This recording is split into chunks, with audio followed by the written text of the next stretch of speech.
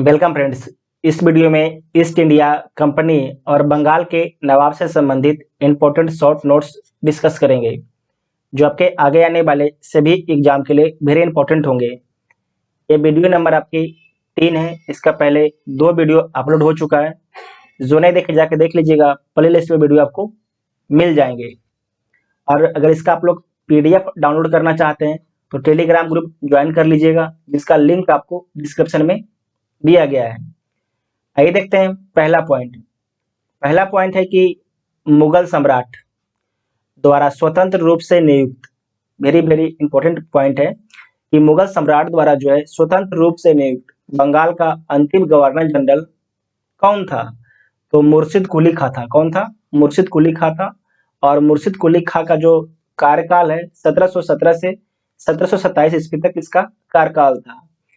और मुर्शिद कुली खां जो है अपनी राजधानी को ढाका से मकसूदाबाद ट्रांसफर कर देता है, ठीक है। और जो मकसूदाबाद है उसका नाम मुर्शिदाबाद रखता है। क्या रखता है? उसका नाम मुर्शिदाबाद। इसने भूमि बंदोबस्त में, मुर्शिद कुली खां ने भूमि बंदोबस्त में जो है इजारा व्यवस्था आरंभ की। तो पूछा जाएगा कि इजारा व्यवस्था जो है किसने आरंभ की? तो मुर्शिद कुली खां ने आरंभ की। उसके बाद जो है अलीवर्दी खां आता है, जिसका शासनकाल 1740 से 56 के बीच में रहता है। जो यूरोपीय हैं उनकी तुलना मधुमक्खियों से करता है। जो यूरोपियन है उनकी तुलना मधुमक्खी से करता है और कहता है कि यदि उन्हें नाक छेड़ा जाए तो वो शहद देगी, ठीक है। अगर नाक छेड़ा जाए तो शहद देगी, अगर छेड़ा जाए तो वे काट काट कर मार डालेगी, ठीक है। ये जो कथन है आपको याद रखना है किसके द्वारा दिया गया है? अलीवर्दी खां के द्वारा। अलीवर्दी खां की मृत्यु के बाद जो है बंगाल का जो शासक है, जो बंगाल के नवाब है, सिराजुद्दौला बनता है। कौन बनता है? सिराजुद्दौला बनता है। और जो ब्लैक होल की घटना है सिराजुद्दौला के शासनकाल में ही घटित होती है। और कब घटित होती है? 20 जून 1756 को घटित होती है। J.Z. हॉलबेल, इसका नाम याद रखना है, J.Z. हॉलबेल, ठीक है, जो शेष जीवित रहने वाले में से एक था, के अनुसार, यानी कि जो हॉलबेल के अनुसार 18 फीट लंबे तथा 14 फीट 10 इंच चौड़ी कच्छ में 146 अंग्रेज बंदी बंद कर दिए गए, ठीक है। 146 अंग्रेज बंदी बंद कर दिए गए और अगले दिन उनमें से केवल 46 ही बच पाए, मतलब 123 मर गए। ये हॉलबेल का कहना था। यह घटना जो है ब्लैक होल के नाम से प्रसिद्ध है, तो आपको ध्यान रखना है। उसके बाद है समकालीन मुस्लिम इतिहासकार गुलाम हुसैन ने अपनी पुस्तक सियार उल मुतहरीन में इसका उल्लेख नहीं किया है, तो एक तरीके से ये बात झूठ भी हो सकती है, ठीक है। भारतवर्ष में ब्रिटिश साम्राज्य का संस्थापक लॉर्ड रॉबर्ट क्लाइव को माना जाता है। तो ये इंपॉर्टेंट पॉइंट है कि भारतवर्ष में जो है ब्रिटिश साम्राज्य का संस्थापक किसे माना जाता है? तो लॉर्ड रॉबर्ट क्लाइव को माना जाता है, जिसने प्लासी के युद्ध कब होता है? 23 जून 1757 को होता है, ठीक है। प्लासी के युद्ध में जो है बंगाल के नवाब सिराजुद्दौला को पराजित कर पहली बार भारत में ब्रिटिश प्रभुत्व की नींव रखता है। तो आपको ध्यान रखना है कि जो प्लासी का युद्ध कब होता है? 23 जून 1757 को होता है। और किसके किसके बीच में होता है? तो रॉबर्ट क्लाइव और सिराजुद्दौला के बीच में होता है। और इसमें सिराजुद्दौला हार जाते हैं, ठीक है, इसमें हार जाते हैं। और भारत में ब्रिटिश प्रभुत्व की एक तरीके से नींव रखी जाती है। कहाँ पर? एक तरीके से पहले ईंट गाड़ी जाती है बंगाल में 1757 के प्लासी के युद्ध में, ठीक है। उसके बाद है प्लासी, वर्तमान जो है इसे प्लासी बोलते हैं, का युद्ध मैदान बंगाल राज्य के नादिया जिले में स्थित है। आपको याद रखना है कि जो प्लासी का युद्ध मैदान है वो बंगाल राज्य के नादिया जिले में भागीरथी नदी के किनारे स्थित है। भागीरथी नदी के किनारे स्थित ये क्वेश्चन पूछा जाता है। नेक्स्ट पॉइंट है कि क्लाइव भारत में बंगाल के गवर्नर के पद पर जो है 1757 से 60 ईस्वी तथा 1765 से 67 ईस्वी तक रहा। तो पूछा जाएगा कि क्लाइव है ये भारत में बंगाल के गवर्नर के पद पर जो है 1757 से 60 के बीच में और 1765 से 67 के बीच में रहता है। इस दौरान उसने अवध के नवाब शुजा उदौला के साथ इलाहाबाद की संधि की। ये भी इंपॉर्टेंट पॉइंट है कि जो अवध के नवाब हैं शुजा उदौला, उसके साथ जो है इलाहाबाद की संधि क्लाइव ने ही किया था। अंग्रेज सैनिकों का एक श्वेत विद्रोह उसके समय में ही हुआ था, तो ये भी आपको ध्यान रखना है कि जो अंग्रेज सैनिक है उन्होंने विद्रोह किया था। तो उस समय बंगाल के गवर्नर कौन थे? तो लॉर्ड क्लाइव थे। ठीक है, लॉर्ड क्लाइव। नेक्स्ट पॉइंट है कि क्लाइव द्वारा बंगाल में सफलता पूर्वक एक लुटेरा राज की स्थापना की गई। क्या की गई? एक लुटेरा राज की स्थापना की गई क्लाइव के द्वारा। क्लाइव एक सैनिक के रूप में जन नेता था। क्या था? क्लाइव जो है एक सैनिक के रूप में एक जन नेता था। विलियम पिट का यह कथन है कि वह स्वर्ग से उत्पन्न सेना नायक था। ये वेरी इंपॉर्टेंट पॉइंट है, इसे नोट करना है कि विलियम पिट ने जो है क्लाइव को बोला कि वह स्वर्ग से उत्पन्न सेना नायक था। क्या था? स्वर्ग से उत्पन्न सेना नायक था। ठीक है, जिसने भारत में अंग्रेजों की नींव डाल दी शासन की। ठीक है, उसके बाद है कि अलीवर्दी खां के उत्तराधिकारी नवाबों में मीर कासिम जो शासन कब से कब तक करता है? तो 1760 से 1763 के बीच में शासन करता है। तो मीर कासिम जो है सबसे योग्य था। अलीवर्दी खां के उत्तराधिकारी नवाबों में जो है मीर कासिम जो है सबसे योग्य था। पूर्णिया तथा रंगपुर के फौजदार के रूप में वह अपनी योग्यता पहले ही दर्शा चुका था। इसका मतलब क्या है कि पूर्णिया और रंगपुर के फौजदार रह चुका है। कौन? मीर कासिम। वह अपनी राजधानी जो है मुर्शिदाबाद से मुंगेर लेके आता है। ये आपसे क्वेश्चन पूछा जाता है कि जो है मुर्शिदाबाद से मुंगेर अपनी राजधानी कौन ट्रांसफर करता है? तो आपको याद रखना है मीर कासिम। ठीक है, संभवतः वह मुर्शिदाबाद के षड्यंत्रमय वातावरण तथा कलकत्ता से दूर रहना चाहता था। उसका ये दोनों संभावना है, ताकि अंग्रेजों का हस्तक्षेप जो है अधिक ना हो सके। ठीक है, क्योंकि अंग्रेज जो है जब 1757 के प्लासी का युद्ध जीत लिए थे तो शासन में बहुत ज्यादा हस्तक्षेप कर रहे थे। इसी से बचने के लिए जो है मीर कासिम साहब जो है अपनी राजधानी को मुर्शिदाबाद से मुंगेर ट्रांसफर कर लेते हैं। मीर कासिम ने सेना का गठन यूरोपीय पद्धति पर करने का निश्चय किया। ये भी इंपॉर्टेंट पॉइंट है। सेना का गठन जो है यूरोपीय पद्धति पर करने का निश्चय किया। इनके द्वारा मुंगेर में तोपों तथा तोड़ेदार बंदूकों बनाने की व्यवस्था की गई। मतलब कि जो मीर कासिम है इनके द्वारा मुंगेर में तोपों और बंदूक बनाने की कारखाना की स्थापना की गई।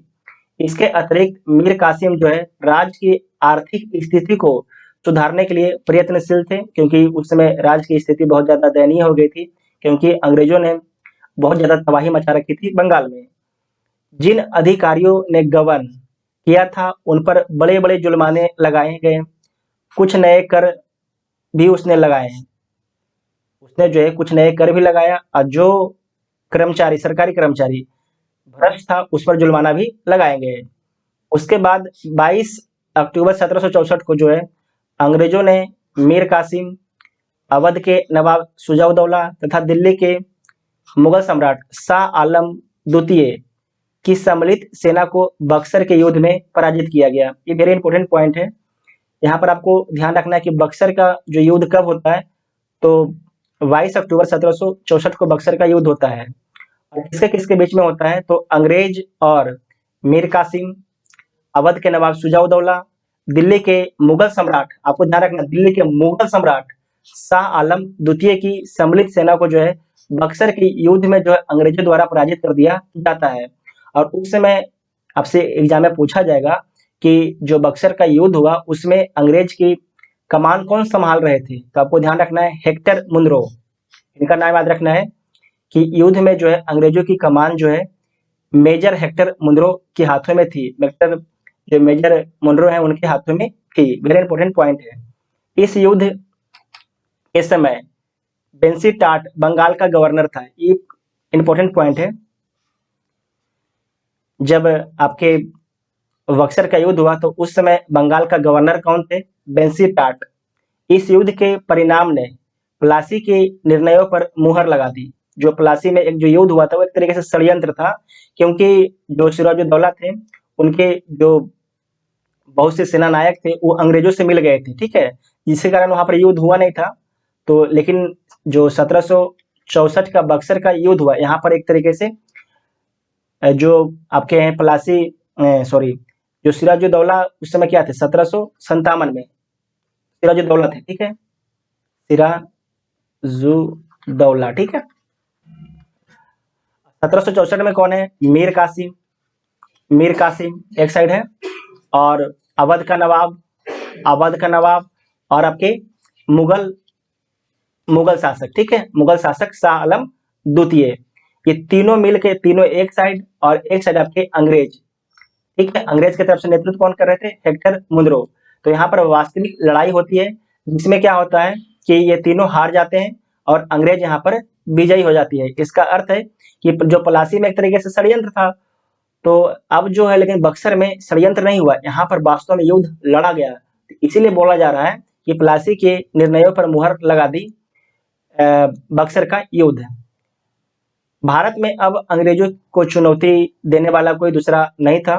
इलाहाबाद तक का प्रदेश जो है अंग्रेजों के अधिकार में आ गया तथा दिल्ली विजय का मार्ग खुल गया। बक्सर का युद्ध भारतीय इतिहास में निर्णायक युद्ध हुआ।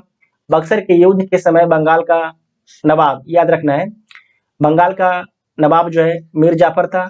जब बक्सर का युद्ध हो रहा था तो उस समय, इस पॉइंट को ध्यान रखना है, जब बक्सर का युद्ध हो रहा था उस समय बंगाल का नवाब कौन था, मीर जाफर था, तथा दिल्ली का शासक शाह आलम द्वितीय था, ठीक है।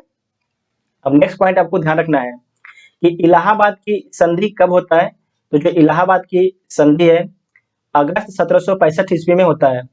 तो इलाहाबाद की संधि के अनुसार शाह आलम को अंग्रेजी संरक्षण में ले लिया गया, जो अंग्रेज थे अपने संरक्षण में ले लिए, तथा उसे इलाहाबाद में रखा गया। कहाँ रखा गया, इलाहाबाद में रखा गया शाह आलम द्वितीय को। इलाहाबाद तथा कला के जो क्षेत्र नवाब ने छोड़ दिए थे शाह आलम को मिले, जो एक तरीके से इलाहाबाद और कला के क्षेत्र जो है नवाब छोड़ दिया था उसे अंग्रेजों ने वापस इलाहाबाद और कला का क्षेत्र शाह आलम द्वितीय को दे देते हैं। 12 अगस्त 1765 के पहले फरमान द्वारा मुगल बादशाह शाह आलम द्वितीय ने कंपनी को बंगाल, बिहार, उड़ीसा की दीवानी अस्थायी रूप से दे दी गई। दीवानी अधिकार में से होता है कर वसूलने का अधिकार, ठीक है।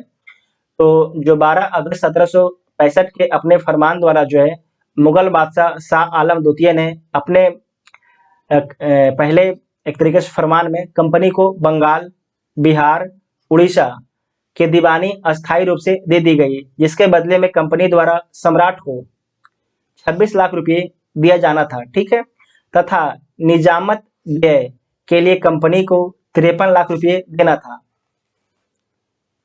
निजामत व्यय के लिए जो है कंपनी को 53 लाख रुपया देना था।